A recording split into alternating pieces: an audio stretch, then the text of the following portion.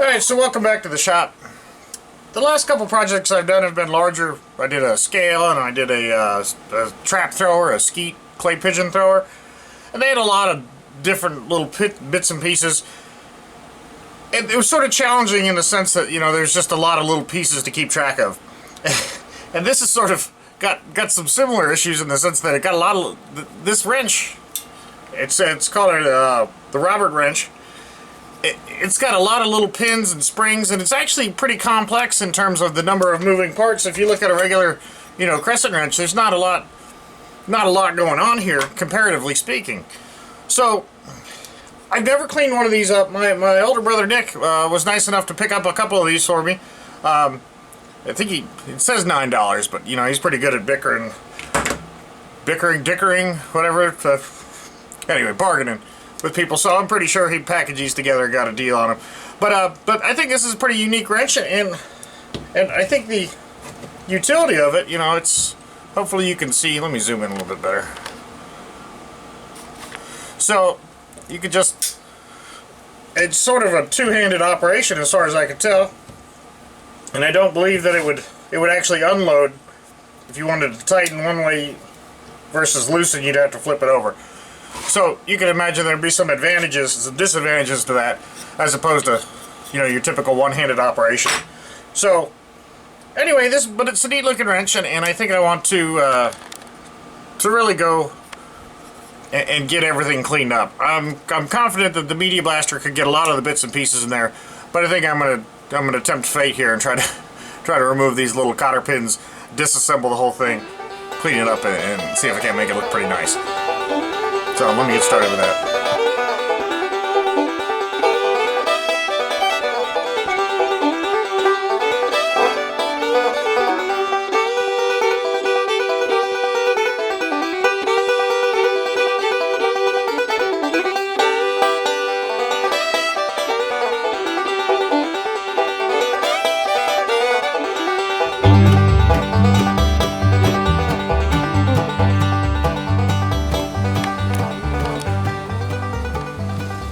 Alright, so there's the Roberts wrench broke down. It's absolutely filthy.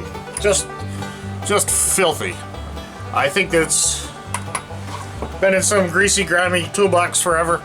And I think you probably could have gotten away with just cleaning this thing up with just, you know, some sort of engine degreaser or something. It would have been alright. However, I want to really get all the patina off this sucker, so I'm going to bring it over to the Media Blaster.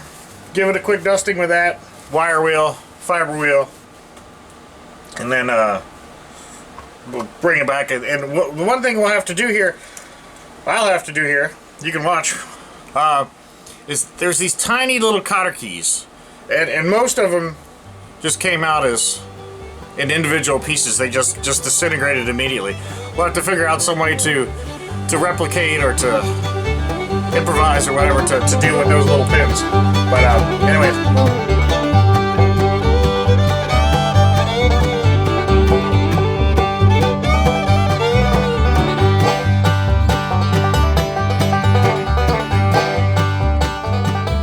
Alright, so I sort of changed my mind and threw this in the Media Blaster real quick because the wire wheel just didn't seem to be getting down into these grooves enough.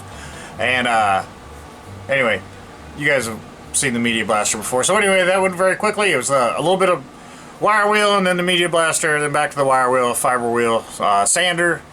And the pitting on here is, you know, just, it's not huge, it's not horrendous or anything, but I don't think that I'm going to come in here and try to get out every single one of these things. Again, this is going to be a tool that gets thrown in the tool chest and gets used, so I'm not worried about making it a wall hanger or anything like that.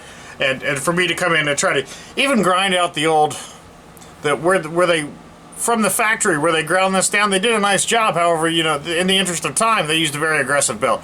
So I'd have to really come through, and this would be a good job for the die grinder to come through and knock this stuff out. But I'm not worried about that as much as I am just getting it relatively cleaned up.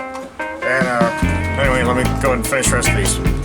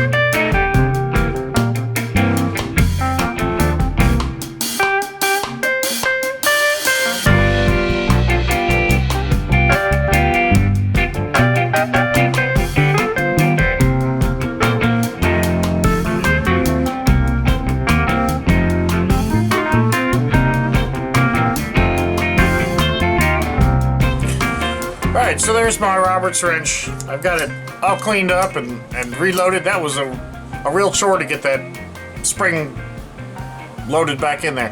Now, I didn't have any small C-clips or cotter pins or anything, so what I ended up doing was using the safety wire, and I have the sort of airplane, aeronautic, whatever. I think I got this from some sort of aircraft surplus store one time. And then I used the twisting pliers to go ahead and spin that around on there. And that's not ideal because I could still poke you, so I'm going to keep an eye out for maybe an assortment of small clips or whatever. But I think that'll work for now until I get a hold of those clips. And all in all, it cleaned up pretty good. I'm going to wait for the paint to dry for a day or two. And then I'm going to come back and give this a good coating of that Bow Shield or that silicone spray.